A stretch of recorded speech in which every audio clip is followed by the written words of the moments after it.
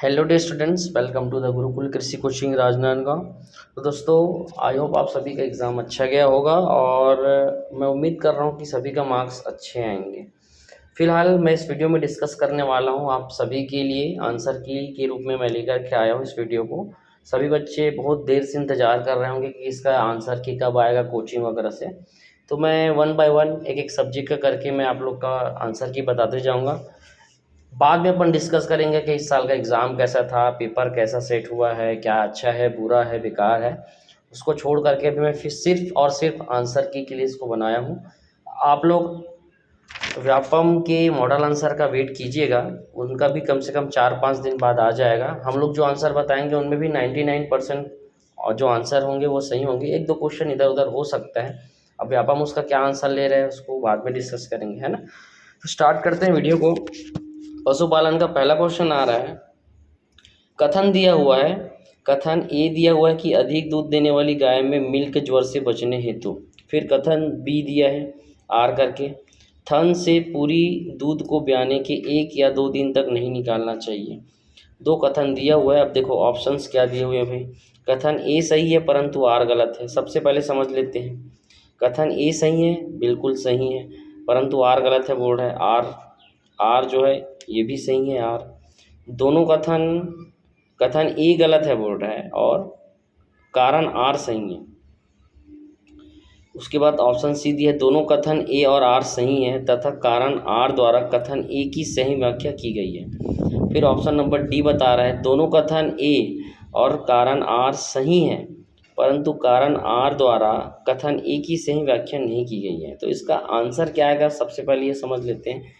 Option इसका answer number C. अब देखो समझते हैं, दोनों कथन जो ए और आर है, ठीक है, वो सही है, लेकिन क्या कर रहा है जो आर है, क्या बोल रहा है, कथन से पूरी तरह दूध को ब्याने के 1 या 2 दिन तक नहीं निकालना चाहिए। ठीक, अगर निकाल लेते हैं तो बाद में क्या हो सकता है, एक तो पहला बच्चे देने में थोड़ा लेट होगा और दूसरा अगर बच्चा होगा भी तो गाय को दूध उजर होने का संभावना होता है, क्योंकि जो दूध बचा हुआ रहता है आयन में उसमें बहुत सारे पोषक तत्व मौजूद होते हैं, जैसे विटामिन ए और डी, ये सब मौजूद होते हैं। अगर उस दूध को निकाल लोगे तो पोषक तत्व क्या हो जाएंगे, बाहर चले जाएंगे गाय के शरीर से, और जब वो बच्चा देगी तो हो सकता है उनमें दुग्ध ज्वर हो जाए। और दुग्ध ज्वर किसकी कमी से होता है, विटामिन डी की कमी से होता है। आप लोग को पढ़ाया गया है, ठीक है। तो आई थिंक इसका जो आंसर होगा क्या होगा, ऑप्शन नंबर सी होगा। ठीक, और पूरा जो एक्सप्लेनेशन है मैं बाद की वीडियो में समझाऊंगा। फिलहाल केवल आंसर जान लेते हैं, जिसमें समझाने लायक रहेगा उसको समझाऊंगा। 102 नंबर का क्वेश्चन आ रहा है, दुग्ध व्यवसाय का सक्रिय साधन है, एक्टिव फैक्टर कौन सा है। दुग्ध जब व्यवसाय चलाते हैं तो आवश्यकता किसकी होती है, भूमि, पूंजी, श्रम और साहस। तो इनमें जो श्रम है वही क्या है, सक्रिय साधन है। तो ऑप्शन देखते हैं, मात्र ए बोला है तो ये नहीं आएगा, ए और सी बोला है तो वो भी नहीं आएगा, बी और सी बोला है वो भी नहीं आएगा, मात्र बी बस क्या है, एक्टिव फैक्टर है, ठीक है, सक्रिय साधन। तो हमारा ऑप्शन नंबर डी क्या होगा, सही होगा। ठीक, नेक्स्ट क्वेश्चन की ओर बढ़ते हैं। भारतीय दुधारू नस्ल की गाय है। देखिए इसके लिए मैं ट्रिक भी बनाया हुआ था, शीशा गिरा दे करके, आप लोग को यूट्यूब में देखने को मिल जाएगा, अभी भी देख सकते हैं। तो शीशा गिरा दे दुधारू नस्ल की गाय के पहचान के लिए ट्रिक बनाया था। तो सी किसके लिए था, सिंधी और साहिवाल। तो देखो सिंधी और साहिवाल दिया हुआ है, ठीक है, तो मतलब बी और सी हमारा ऑप्शन सही है। तो देखो बी और सी किस में दिया है, ऑप्शन नंबर डी, बी और सी। तो हमारा ऑप्शन नंबर डी इसमें क्या होगा, सही होगा। नेक्स्ट क्वेश्चन की ओर बढ़ते हैं। असंबंधित नर एवं मादा के बीच प्रजनन है। जब ऐसे नर और मादा जिनके बीच में कोई रिलेशन नहीं है, उनके बीच में अगर मैटिंग कराते हैं तो वो किस प्रकार का प्रजनन होगा, तो वो होगा बाह्य प्रजनन, आउट ब्रीडिंग। क्या होगा, बाह्य प्रजनन। ठीक है, तो ऑप्शन नंबर सी क्या होगा, सही होगा, ऑप्शन नंबर सी। ठीक है, option number C. Okay, next question 105 number का आ रहा है, गाय के निचले जबड़े में मध्य से किनारे की तरफ दांतों का क्या क्रम होगा। तो सबसे पहले समझते हुए, सबसे पहले में कृंतक दांत होता है जो 8 होता है 4 जोड़ी में। कृंतक दांत के बाद देखो कृंतक दांत किस में है, पहला। तो हमारा या तो बी सही होगा या तो डी सही होगा, बाकी में दाढ़ा पहले दे दिया, तो दाढ़ा जबकि सबसे लास्ट टाइम आता है। ठीक, तो देखो कृंतक दांत दिया हुआ है ऑप्शन नंबर डी में, उसके बाद कील दांत दिया है। तो खैर गाय में तो कील दांत नहीं होता है, बट फिर भी दोनों ऑप्शन में कील दंत दे दिए हैं। तो चलते हैं आगे। कृंतक के बाद कील दंत दिया है बी में, और दाढ़ दे दिया है, तो ये गलत होगा बी हमारा, क्योंकि अग्रदाढ़ पहले आता है फिर दाढ़ आता है, तो हमारा ऑप्शन नंबर डी ये सही हो जाएगा। ठीक है, ऑप्शन नंबर डी सही होगा। ठीक, नेक्स्ट 106 नंबर का क्वेश्चन आ रहा है, जुगाली करने वाले पशुओं को केवल विटामिन ए और डी की अधिक आवश्यकता पड़ती है। ठीक है, जुगाली करने वाले पशुओं को केवल विटामिन ए और डी की अधिक आवश्यकता पड़ती है, और कारण दिया है।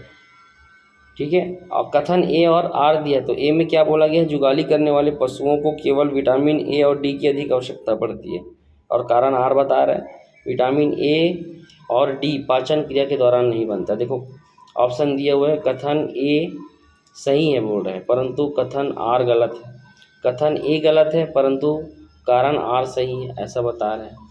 फिर सी ऑप्शन दिया, कथन ए और कारण आर दोनों सही हैं और कारण आर द्वारा कथन ए की सही व्याख्या की गई है, तो यही हमारा क्या होगा, सही आंसर होगा। क्योंकि देखो भाई, जुगाली करने वाले पशुओं को ए और डी की आवश्यकता होती है, क्यों, क्योंकि विटामिन ए और डी जो है पाचन क्रिया के दौरान नहीं बनते, इसलिए उनकी ज़रूरत पड़ती है। तो वही बोल रहे हैं, कारण कथन ए जो सही है और आर उसकी सही व्याख्या कर रहा है। ठीक, ओके, नेक्स्ट चलते हैं।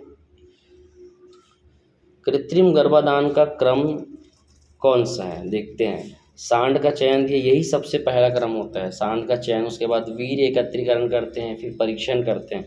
तो देखते हैं, सांड का चयन सबसे पहले तो ए ऑप्शन आएगा, तो ए ऑप्शन किस में दिया है, ऑप्शन नंबर डी में। चुपचाप इसी को मार दो, क्योंकि बाकी में बी डी सी से शुरुआत हुआ है, तो हमारा सही आंसर क्या होगा, ऑप्शन नंबर डी।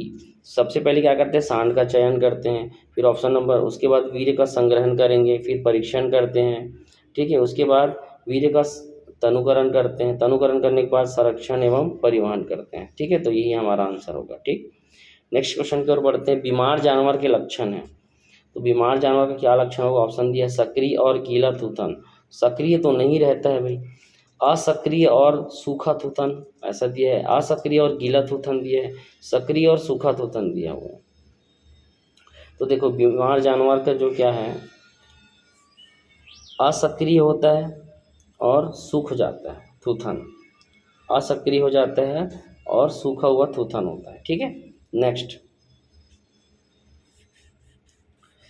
109 नंबर का क्वेश्चन आ रहा है, गाय में कृत्रिम गर्भाधान करने का सही समय कौन सा है, प्रोइस्ट्रस, मिडिस्ट्रस, डाइस्ट्रस, ल्यूटियल।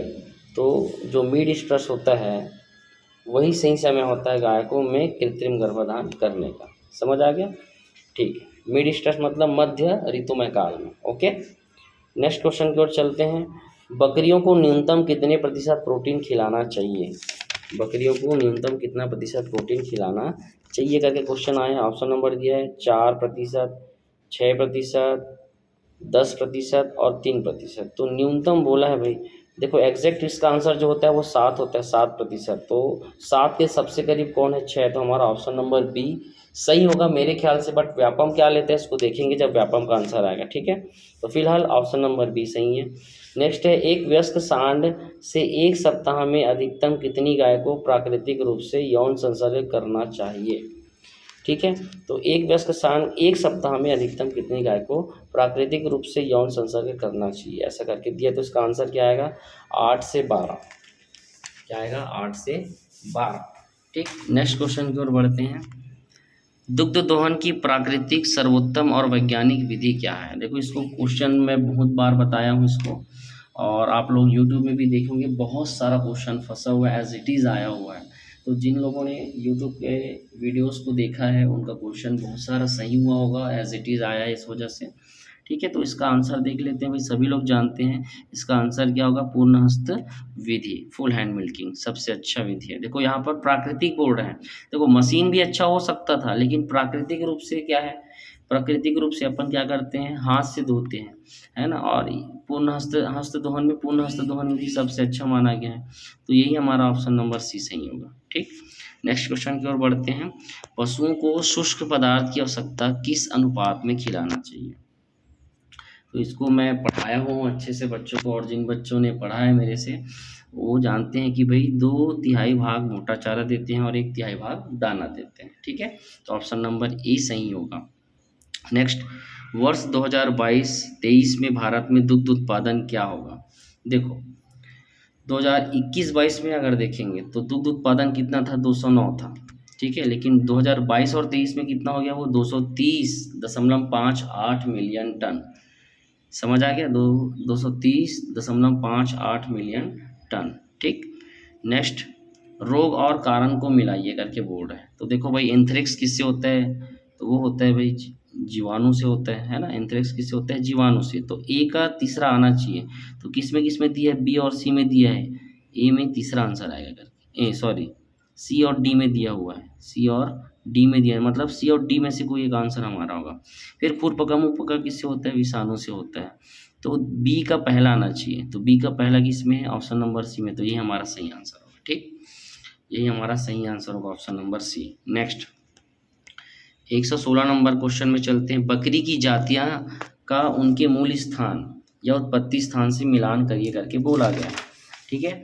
तो देखते हैं भाई, उत्तर प्रदेश की बकरी कौन सी इनमें से, तो भाई वो है जमुनापारी, मतलब पहले का चौथा आएगा, पहले का चौथा आएगा। तो देखो, केवल ऑप्शन बी बस में ऐसा दिया हुआ है, पहले का चौथा। तो बिना कोई समय व्यस्त करे आगे बढ़ जाया करो, ऐसा दिया हुआ है, तो पहले का चौथा, ठीक है। नेक्स्ट क्वेश्चन की ओर बढ़ते हैं, ठीक। 117 नंबर का क्वेश्चन आ रहा है, सींग रहित करना पशु प्रबंधन की एक विधि है और कारण बता दिया गया है। सींग रहित करने से पशुओं की देखभाल अच्छी तरीके से और उसे काबू करने में सहायता होता है। तो ऑप्शन क्या बोल रहे हैं, दोनों कथन ए और कारण आर सही है तथा कारण आर द्वारा कथन ए की सही व्याख्या नहीं की गई है, ठीक है। तो ये तो गलत लग रहा है मुझे, ऑप्शन नंबर है, ठीक है, ये नहीं होना चाहिए, ठीक है। तो ऑप्शन बी देख लेते हैं क्या आ रहा है, दोनों कथन ए और कारण आर सही है तथा कारण आर द्वारा कथन ए की सही व्याख्या की गई है। बिल्कुल ये सही आंसर है, क्योंकि देखो, जब हम लोग सिंगरोधन करते हैं तो उससे पशु प्रबंधन में हम लोग क्या करते हैं, सिंगरोधन करते हैं। और प्रबंधन करते समय जैसे उनको चारा दाना देते समय हमको चोट लगने की समस्या रहता है, तो सिंगरोधन करने से चोट लगने का जो भय है वो खत्म हो जाता है। इस वजह से ऑप्शन नंबर जो बी है वो सही हो, ठीक। नेक्स्ट, दूध देने वाली गाय में, देखो बस इतना बोला, दूध देने वाली गाय में क्या बोला है, बड़ा ढोल, अधिक क्षमता वाला आयन और टेढ़ी मेढ़ी उभरी हुई दुग्ध सिराएं होती है। यही हमारा सही आंसर होगा, ठीक है, डायरेक्ट आंसर नंबर ए, ठीक। नेक्स्ट क्वेश्चन की ओर बढ़ते हैं। मादा जनन अंग का भीतर से बाहर का क्रम है, ठीक है। सबसे भीतर का जो अंग होता है वो कौन सा होता है बेटा, अंडाशय होता है। तो सबसे पहले देख लेते हैं बी का क्या आना चाहिए, पहले बी आना चाहिए। तो बी किस में दिया है, एक तो ए में दिया है और एक तो डी में दिया है। चलो, अंडाशय के बाद क्या आता है, तो वो आता है भाई गर्भाशय नलिका आता है। तो बी के बाद एक इसमें दिया हुआ है, तो भाई ए ऑप्शन में दिया, तो चुपचाप हमारा यही सही आंसर हो जाएगा, ठीक है। उसके बाद देखो, गर्भाशय नलिका के बाद गर्भाशय ग्रीवा आता है, तो भाई सी ऑप्शन दिया। उसके बाद डी आता है, लास्ट में क्या रहता है, योनि और भग होता है। तो हमारा यही आंसर सही होगा, ठीक। नेक्स्ट, गलघोंटू रोग की उग्रता का चयन कीजिए। मतलब गलघोंटू जो रोग होता है वो किस प्रकार का होता है, तो वो होता है बेटा अति तीव्र प्रकार का। कभी कभी बिना लक्षण दिखे ही पशु मर जाता है, ऐसा भी होता है, बहुत जल्दी मरते हैं इसमें। तो अति तीव्र प्रकार का है ये, तो मात्र बी आएगा इसका आंसर। तो ऑप्शन नंबर सी क्या होगा, सही होगा, ठीक है, ये वाला, ठीक। नेक्स्ट क्वेश्चन की ओर बढ़ते हैं। गलकंबल अथवा झालर किसमें होता है, तो देखो, गलकंबल अगर बोला जाए तो गाय में पाए जाते हैं, सभी गाय में होता है, बट भैंस में नहीं होता है, केवल एक भैंस को छोड़ करके। किसको, जाफराबादी को। जाफराबादी में नहीं होता है, होता है। तो यहाँ पर जाफराबादी भैंस दिया है क्या, नहीं दिया है। तो देखो, गाय बस में होगा ए और बी। तो यहाँ पर देखो ऑप्शन ए और बी किस में दिया है, ऑप्शन नंबर सी में दिया हुआ है, ए और बी मात्र। तो हमारा ऑप्शन नंबर सी क्या होगा, सही होगा। नेक्स्ट, 122 नंबर का क्वेश्चन है। 1965 में भारत सरकार ने पशुपालन और दुग्ध विज्ञान के विकास हेतु किस संगठन की स्थापना की थी, है ना। तो भारतीय डेयरी विकास बोर्ड की स्थापना की गई थी भाई, एनडीडीबी जिसको बोला जाता है। एग्जाम में कई बार दिया हूँ इसको क्वेश्चन को, बहुत इजी क्वेश्चन है, ठीक। नेक्स्ट, सांड के लक्षण और प्राप्तांक का सांड की गुणांकन पत्र विधि द्वारा परख करने हेतु मिलान करें, ऐसा करके बोला गया है, ठीक है। मतलब देखो, सामान्य लक्षण के लिए कितना अंक देते हैं, पिछला धड़ के लिए कितना देते हैं, क्रिया क्षमता कितना। सामान्य लक्षण में हम लोग हमेशा क्या कर देते हैं, ज़्यादा देते हैं। सामान्य जो उसका लक्षण होता है उसमें 25, ठीक है। तो देखो, पहला का दूसरा किस में दे रहे हैं, ए का बी किस में दिया हुआ है, बी और सी में दिया हुआ है, बी और सी में यहाँ पर दिया हुआ है, ठीक है। अब उसके बाद समझ लेते हैं पिछला धड़ में कितना देते हैं भाई। पिछला धड़ में देते हैं अपन 15 देते हैं। तो भाई बी का तीसरा किस में दिया है, केवल बी बस में दिया है, तो हमारा बी आंसर जो होगा वो क्या होगा, सही होगा, ठीक है। नेक्स्ट क्वेश्चन की ओर बढ़ते हैं। लंगड़ी ज्वर रोग किससे होता है। भाई आज सुबह ही मैं इसको अपलोड किया था वीडियो को, और पहला क्वेश्चन ही था। लंगड़ी ज्वर जो रोग होता है वो जीवाणु से होता है, ठीक है। और कौन से जीवाणु से होता है भाई, क्लास्ट्रीडियम सोवियाई। कौन से होता है, क्लास्ट्रीडियम सोवियाई। तो ऑप्शन नंबर 20 का क्या होगा, सही आंसर होगा, ठीक है।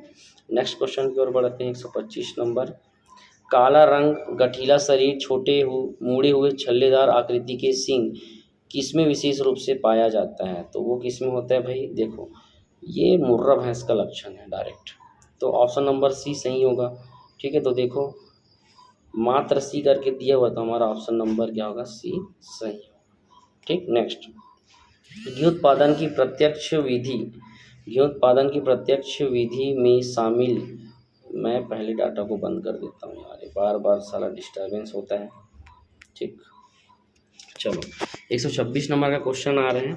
घी उत्पादन की प्रत्यक्ष विधि में शामिल निम्नलिखित चरणों में से संचालन के सही क्रम का चयन करें। मतलब अपन को बताना कि घी का उत्पादन करते हैं या बनाते हैं तो उसका सही क्रम क्या है। सबसे पहले तो भाई दूध को गर्म करते हैं, है ना, दूध का गर्म करेंगे, तो दूध को गर्म करने से क्या बनता है भाई, क्रीम, क्रीम को पृथक करते हैं, फिर क्रीम को उबालेंगे, फिर घी बनता है।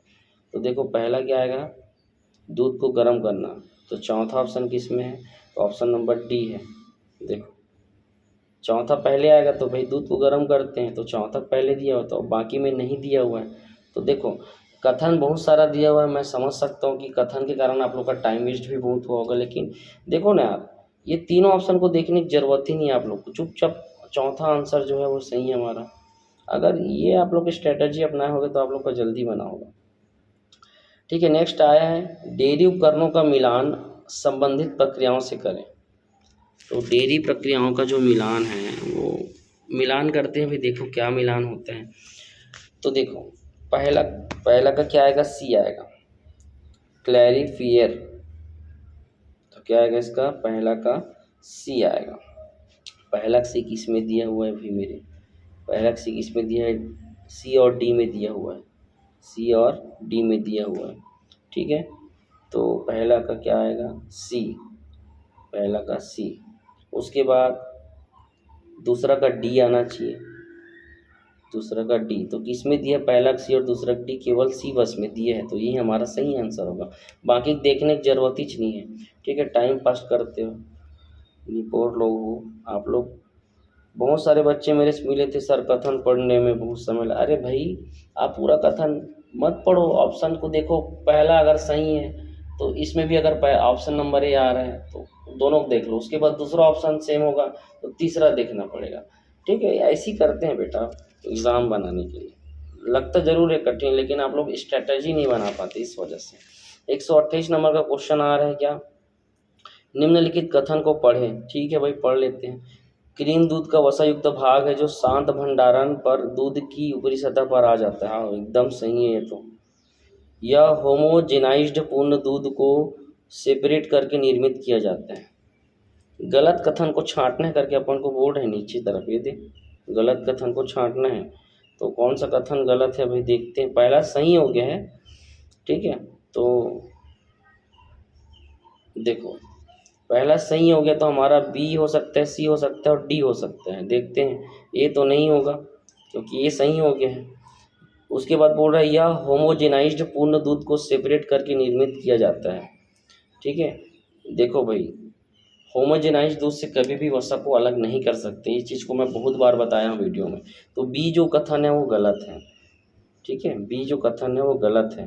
तो हमारा कौन सा ऑप्शन हो सकता है, बी किस में दिया हुआ है, बी किस में दिया हुआ है भाई, बी किस में दिया हुआ है, देखो बी सी डी तीनों में दिया हुआ है बी को, ठीक है। तो उसके बाद तीसरा देखो, क्रीम के समान स्वदेशी उत्पाद मलाई है। बिल्कुल है भाई, क्रीम जो है स्वदेशी मलाई की तरह यूज़ होते हैं, है ना। और डी दे रहा है साइक्लोन सेपरेटर का उपयोग व्यावसायिक रूप से क्रीम के उत्पादन के लिए किया जाता है, ये गलत है। तो कौन कौन सा गलत है भाई? बी और डी गलत है, बी और डी गलत है ना। तो देखो बी और डी किस में आया? ऑप्शन नंबर सी में आया, तो ये हमारा सही आंसर होगा। कि गलत कथन छांटना था। 129 नंबर का आ रहा है, निम्नलिखित में कौन सा भोजन डेयरी खाद्य समूह में सम्मिलित नहीं है? मतलब डेयरी जो है, दूध से बना हुआ पदार्थ कौन सा नहीं है? तो मिल्क, क्रीम और दही ये तो बनता है भाई। चीज़, रबड़ी व खुरचन ये भी दूध से बना हुआ रहते हैं। टोफू, सोया मिल्क और पेठा ये नहीं बनता, क्योंकि सोया मिल्क क्या है? एक प्रकार का औषधि बोलता हूँ, सोयाबीन की फसल से प्राप्त होता है। इसको लास्ट ईयर भी दिया हुआ था। तो यही हमारा सही आंसर होगा, option number C. Option number C हमारा सही आंसर होगा। खोआ, संदेश और कलाकंद एक मिठाई का नाम है जो कि दूध से बनता है भाई। ठीक है, याद रखिएगा। नेक्स्ट, गर्भर की दूध वसा निर्धारण में निम्नलिखित में से किस प्रक्रिया का उपयोग किया जाता है? तो किसका यूज़ किया जाता है भाई? सेंट्रीफ्यूगल फोर्स लगाते हैं, अब केंद्रीय बल। ठीक है, ऑप्शन नंबर ए सही होगा। 131 नंबर का क्वेश्चन आ रहा है, संघनित दूध के निर्माण के दौरान निम्नलिखित में से किस चरण का पालन नहीं किया जाता है? संघनित दूध निर्माण जब करते हैं तो कौन सा चरण नहीं आता है? दूध को छानते हैं भाई, ब्लांचिंग नहीं करते हैं, तो यही हमारा क्या होगा? सही आंसर होगा। इसको नहीं अपनाते हैं। मानकीकरण तो करते हैं 6 भाई, स्टैंडर्डाइजेशन, और दूध को संघनित भी करते हैं। तो हमारा जो आंसर होगा वो बी सही होगा। ठीक, नेक्स्ट क्वेश्चन की ओर बढ़ते हैं। रेनेट का संबंध किससे है भाई? रेनेट एक प्रकार का एंजाइम, और कौन सा एंजाइम है? लाइपेज एंजाइम है। ठीक है, नेक्स्ट, दुग्ध उत्पादों को बनाने की प्रक्रिया से मिलान कीजिए। भाई देखो, पहला दिया है मिल्क, दूसरा दिया कर्ड, तीसरा दिया वे, उसके बाद चौथा दिया बटर। तो देखो मिल्क जो है किसी मवेशी का दूध दोहने से मिलता है भाई, है ना। तो पहला का सी आना चाहिए। पहला का सी किस में दिया हुआ है? पहला का सी केवल ऑप्शन नंबर डी में दिया हुआ है, तो यही हमारा आंसर होगा, बाकी पढ़ने की जरूरत नहीं है। ठीक है, आगे बढ़ जाओ। ग्लूकोज C6H12O6 और गैलेक्टोज ऐसा दिया अणुओं के संयोजन से बनता है। इसको मैंने ऑनलाइन जब मैं वीडियो अपलोड किया था, इसको क्वेश्चन को बहुत सारे क्वेश्चन को दिया था इनमें से। तो जो लैक्टोज होता है वो क्या, और डाइसेकेराइड होता है, मैं बताया था, जिसमें ग्लूकोज और गैलेक्टोज पाया जाता है। तो हमारा सही आंसर क्या होगा? लैक्टोज। ठीक, नेक्स्ट, 135 नंबर का क्वेश्चन आ रहा है, क्रीम सेपरेटर मशीन में दूध से वसा को अलग करने के लिए निम्नलिखित में से कौन सा बल जिम्मेदार है? तो भाई अब केंद्रीय बल जिम्मेदार है, अगर मशीन से कर रहे हैं तो। लेकिन अगर मशीन से नहीं करते, गुरुत्वाकर्षण विधि से करते, तो गुरुत्वाकर्षण बल काम करता। तो हमारा ऑप्शन नंबर डी क्या है? सही है। ठीक, नेक्स्ट, भारतीय मानक ब्यूरो के विवरण के अनुसार लेयर आहार में न्यूनतम कैल्शियम की मात्रा कितना होना चाहिए? तो लेयर में 3% कैल्शियम की मात्रा होना चाहिए। लेयर के आहार में कितना होना चाहिए? 3%। ठीक, नेक्स्ट क्वेश्चन की ओर बढ़ते हैं। 20वीं पशुधन संगणना के अनुसार हमारे देश में पूर्व संगणना की तुलना में बैकयार्ड कुक्कुट में कितने प्रतिशत वृद्धि दर्ज की गई है? तो इसका जो सही आंसर होगा बेटा वो क्या होगा? 45.8। इंटरनेट से डायरेक्ट सर्च मार लो, आप लोग को यही आंसर मिलेगा। ठीक है, और ये क्वेश्चन बहुत बार दूसरे एग्जाम में पूछे गए हैं। ठीक है, 20वीं पशुधन है ना संगणना से आता है क्वेश्चन। नेक्स्ट, साइक्लोटोगेस्टर हेट्रोग्राफा को सामान्य रूप से जाना जाता है। तो ये जो है भाई मुर्गी के सिर में पाया जाने वाला जू है।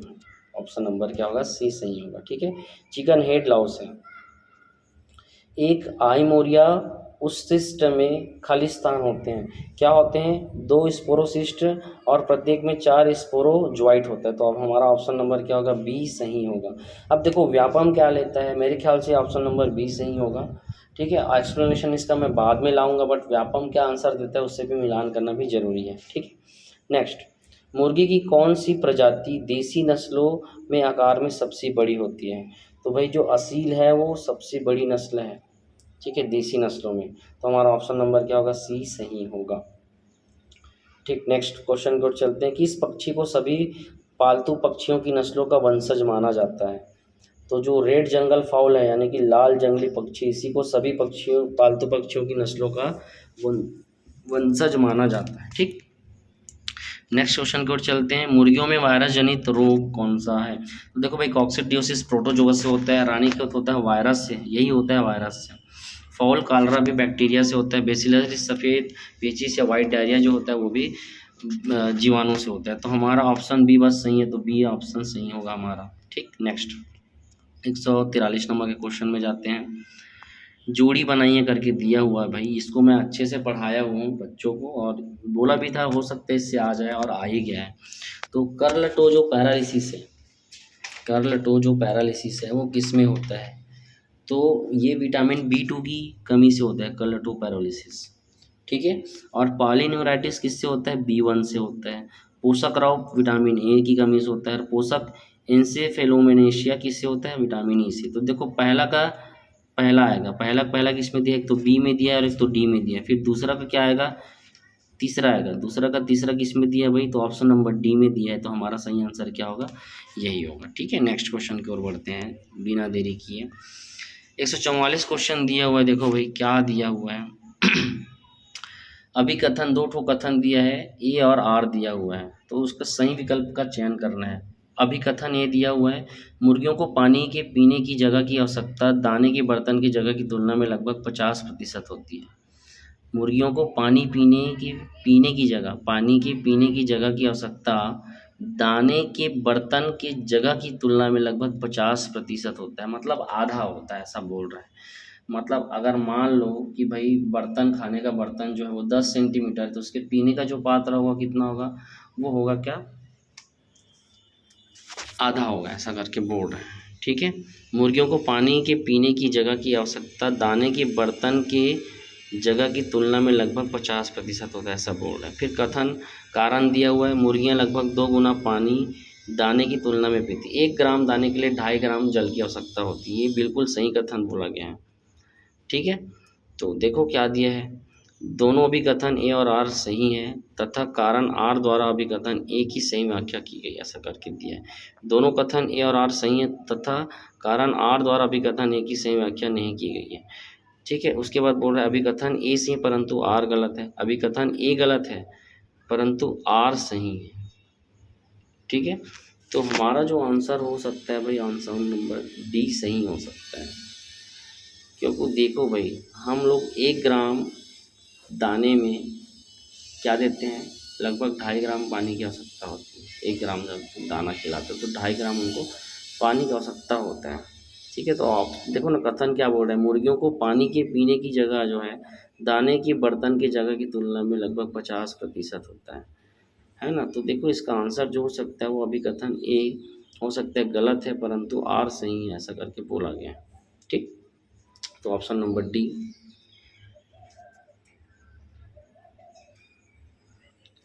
चलो नेक्स्ट 145 नंबर का, गहरी बिछावन पद्धति में मुर्गे के बिछावन में नमी की मात्रा कितने वजन से कम नहीं होनी चाहिए, ठीक है। तो इसका आंसर क्या आएगा? बी 30%। नेक्स्ट, जोड़ी बनाइए करके दिया गया है बेटा, जोड़ी बनाते हैं चलो। तो ICR CRI, देखो इंग्लिश को आप लोग को पढ़ना चाहिए था, हिंदी में अगर जो पढ़े होगे तो भाई आप लोग को कुछ समझ नहीं आ रहा है, ठीक है। तो देखो सबसे पहले तो आप लोग क्या चीज़ जानते हो, है ना, ICR IARI कहाँ पर है? IARI, ठीक है। IARI कहाँ पर है आपका? नई दिल्ली में है ना। तो ऑप्शन नंबर डी का क्या होगा? नई दिल्ली होगा, ठीक। उसके बाद आपका जो है ICRI central avian research institute, वो है इज्जत नगर उत्तर प्रदेश में, ठीक है। तो हमारा जो डी आंसर है उसके लिए क्या आएगा? डी आंसर का दूसरा आएगा। डी का दूसरा किस में दिया है? केवल ए और बी में दिया हुआ है, ठीक है। डी का दूसरा देखो यहाँ पर दिया हुआ है ना। उसके बाद देखते हैं ए का चौथा आना चाहिए। ए का चौथा किस में दिया है? केवल इसमें बस दिया है, तो हमारा बी आंसर सही होगा बेटा, ठीक। ऐसे खोजते हैं रे क्वेश्चन का आंसर, ठीक है। उसके बाद देखो निम्नलिखित सुमेलित कीजिए करके दिया हुआ है। क्या सुमेलित करना है भाई? देखो कॉलम ए और इसको सुमेलित करना है। तो ब्रायलर प्री स्टार्टर में कितना होता है? प्रोटीन की मात्रा ज़्यादा होता है ब्रायलर प्री स्टार्टर में, ठीक है। सबसे ज़्यादा जो दिया हुआ है वो 23%। फिर ब्रायलर स्टार्टर में कितना होता है भाई? तो उसमें 22% होता है, ठीक है। ब्रायलर फिनिशर में कितना होता है? ब्रायलर जो फिनिशर है उसमें होता है 18% और लेयर में 20%, ऐसा करके दिया है, ठीक है। तो हमारा जो सही आंसर क्या आएगा? हमारा जो सही आंसर होगा बेटा वो क्या होगा? ऑप्शन नंबर सी होगा सही। हमारा जो सही आंसर होगा क्या होगा? Option number C. पहला का चौथा लिया है ना, ठीक है। उसके बाद बी का दूसरा लिया हुआ है, लिया है भी, ठीक है। उसके बाद फिर ऐसा करके लिया गया है, तो हमारा जो आंसर नंबर जो क्या है सी है वो सही हो। नेक्स्ट क्वेश्चन की ओर बढ़ते हैं बेटा। 148 नंबर का क्वेश्चन आ रहा है, अभिकथन ए और कारण आर नीचे दिए गए हैं, सही विकल्प चुनिए। ये साले व्यापम वाले लोग पहली बार ऐसा क्वेश्चन दिए जी, कभी ऐसा कथन वथन बहुत कम आता था, इसमें इतना कचरा कर डाले हैं। इसका कारण भी क्या है मालूम? पहले जो 200 नंबर का क्वेश्चन होता था वो 3 घंटे का था, अभी भी 150 क्वेश्चन को 3 घंटे में दिलाया, मतलब 50 जो मिनट आधा घंटा जो समय मिल रहा था वो यही सब के कारण मिल रहा है। आप लोग समझ आया? तो वो लोग भी गलत नहीं किए हैं, आधा घंटा आप लोग को एक्स्ट्रा मिल रहा था वो इसी कारण से है कि आप लोग इसी में माथा पच्ची करो। तो 148 नंबर का क्वेश्चन क्या होगा? इसका जो कथन अभिकथन ए जो है वो सही है, परंतु कारण आर गलत है, ऐसा करके हमारा आंसर आना चाहिए। ऑप्शन नंबर सी, ए सही है परंतु कारण आर गलत है। देख लेते हैं फिर ए क्या बोल रहे हैं स्टेटमेंट। ए कुक्कुट घर का अभिविन्यास पूर्व से पश्चिम दिशा में होना चाहिए। कुक्कुट घर का अभिविन्यास पूर्व से पश्चिम दिशा में होना चाहिए, बिल्कुल होना चाहिए भाई, पूर्व से पश्चिम दिशा में। इससे कुक्कुट घर में प्रत्यक्ष सूर्य प्रकाश का प्रभाव कम होगा। भाई ई तरफ रखेंगे तो पूर्व से ही क्या होता है, सूर्य उगता है, ठीक है, तभी तो भाई प्रकाश आए करके ही हम लोग क्या किधर रखते हैं, पूर्व से पश्चिम दिशा में रखते हैं, ठीक है। इस वजह से तो हमारा जो ये जो आर है वो गलत है ना, आर कथन। तो हमारा जो है अभिकथन ए सही है परंतु कारण आर गलत है, ठीक है। तो ऑप्शन नंबर क्या आएगा? सी इसमें सही आएगा। नेक्स्ट, ब्रायलर हेतु प्रथम सप्ताह में कमरे का तापमान कितना रखना उपयुक्त होता है? तो भाई देखो, पहले सप्ताह में तापमान कितना होता है भाई? 95 डिग्री सेल्सियस में अपन डिग्री सेल्सियस बोलता हूँ, 95 डिग्री फ़ारेनहाइट में अपन उसको निकालते हैं, ठीक है। तो प्रथम सप्ताह में कमरे का तापमान लगभग कितना होता है, ऐसा करके दिया हुआ। तो देखो इसका जो सही आंसर आएगा वो क्या होगा? 35। क्या आएगा? 35 आएगा, ठीक है। नेक्स्ट 150 क्वेश्चन और लास्ट क्वेश्चन, मुर्गियों में ऊर्ध्वाधर संचरित रोग कौन सा है? तो इसका जो सही आंसर आएगा बेटा वो है बेसिलरी सफ़ेद पेचिश, यानी कि बेसिलरी वाइट डायरिया, इसका सही आंसर है।